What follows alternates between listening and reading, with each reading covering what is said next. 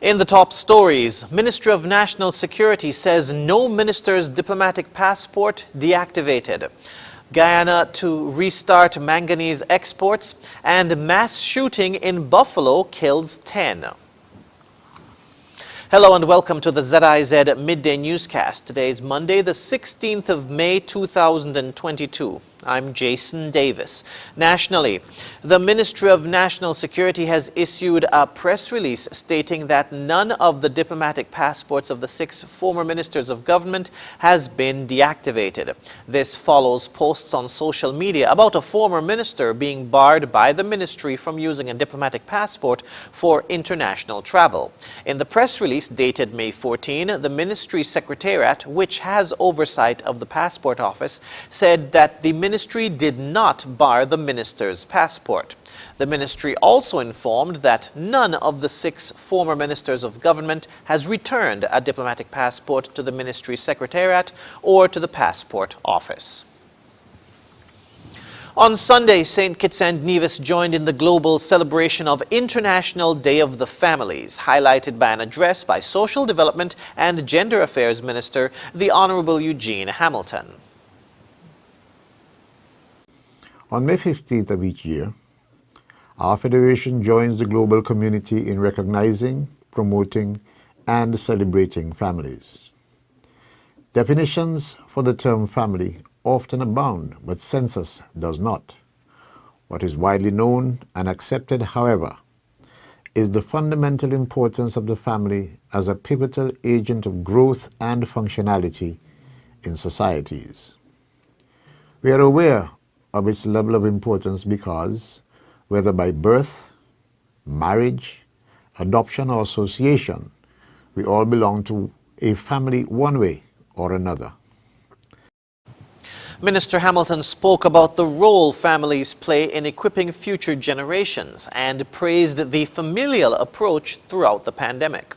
That our families mature, preserve, and pass on to each succeeding generation the values we share and cherish, values that are the foundation of our freedoms.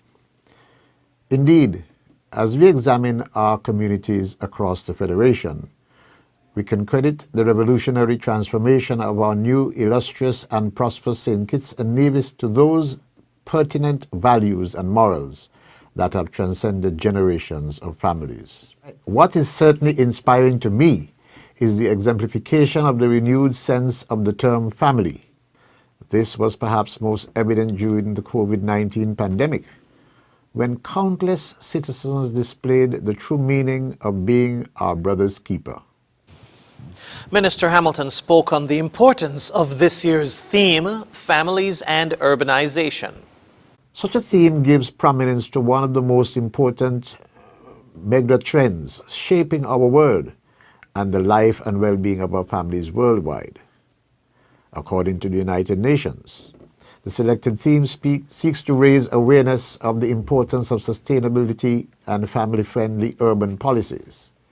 It also brings heightened focus to the progress made to the achievement of relevant sustainable development goals, including SDG 11, which speaks to making cities and human settlements inclusive, safe, resilient, and sustainable. International Day of Families is celebrated on May 15 annually. The Ministry of Entrepreneurship, Entertainment and Talent Development is inviting the Federation's music creatives to participate in the first of 2 free training sessions beginning on Saturday. The half-day seminar will give an introduction to intellectual property rights and how they can be used to safeguard and monetize talent. Presenters for the seminar will be copyright-related rights advisor and educator Fabian Alfonso and intellectual property officer registrar Gian Williams. It will be a hybrid event to be held virtually via Zoom and in person at the ICT Center. Persons interested in attending are asked to contact K. Stanley Frederick at 467-2457 and Leah Craig Chatterton at 467-2324. The first of 2 free training sessions for music creatives takes place on Saturday, May 21. Moving now to news on the regional scene. With non-oil sectors projected to grow more than 7% this year, the government of Guyana is committed to making the necessary investments to foster this development. As a result, the country will return to exporting manganese after more than half a century hiatus. Tamika Rodney tells us more. Minister Ashni Singh made this disclosure at the Private Sector Commission's annual general meeting on Thursday at the Marriott Hotel. He was at the time speaking on behalf of President Irfan Ali. The minister announced that after decades, Guyana will begin to recommence exporting manganese later this month. Guyana, I believe this very week, will resume exports of manganese for the first time in 60 years, if I'm not mistaken. 54, Norman corrects me. Right now, as we speak, vessels are being loaded in the northwest of Guyana, with Guyana's first shipment of manganese in 54 years. The community of Matthews Ridge has a long history with manganese mining. In 2016, the Guyanese Manganese Inc., a subsidiary of the Chinese-owned Bosai Minerals Group, obtained the rights to operate there, and since then, issues between the company, their operations, and the local community have been approaching boiling point. There were substantial deposits of manganese ore in Matthews Ridge. Estimates suggested deposits of 26 million metric tons, which equate to approximately $117 million or in excess of 24 billion Guyanese dollars. In 2021, residents of Matthews Ridge leveled a number of allegations against the Guyanese Manganese Incorporated, which suggested that the company was extracting more than manganese from the village. Meanwhile, Dr. Singh divulged that the gold mining sector is also in for a massive transformation. And right now, multiple international companies are actively engaged in, at various stages of development, of world-class, large-scale gold mining operations in at least 3 very promising developments across Guyana that could see gold mines, each of which will be bigger than Omai gold mines. And those of you who know Omai would know how significant that is. Tamika Rodney reporting for the HGP Nightly News.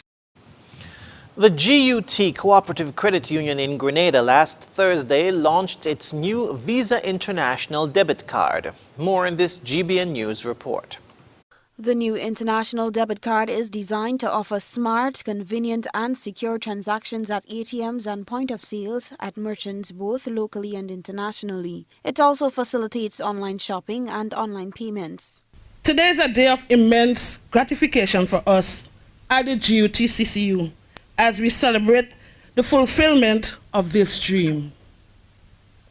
You see, in this fast-paced virtual economic space, where everything is almost required instantly, a card of this nature is very, very essential.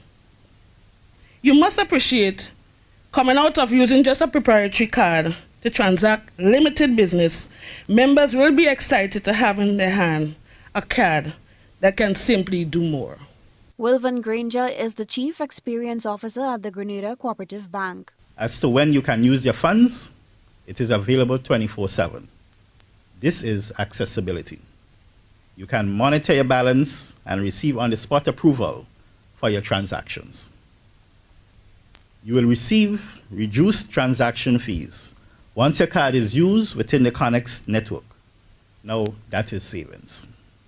Ladies and gentlemen, as a member of the Connex family, it means that you are part of the ever-evolving technological landscape of the payment card industry. In recent times, we have been able to introduce our EMV chip card, providing customers and members with another security feature for safer transactions.